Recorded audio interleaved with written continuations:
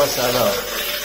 شستشوی کامل جار برقی از موتور و پوسته و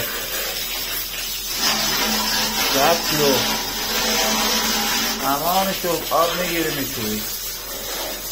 اگر از سوخت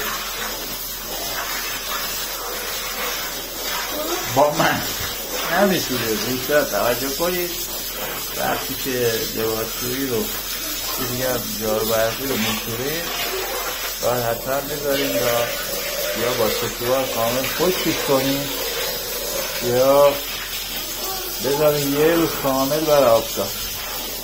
ولی بعد از اون دیگه تمام گرد خاکی که داخل بوده خارج شده و هم مکش بهتری داره و از خود دستگاه تمیز شده دیگه از لحاظ بهداشتی و نه گفته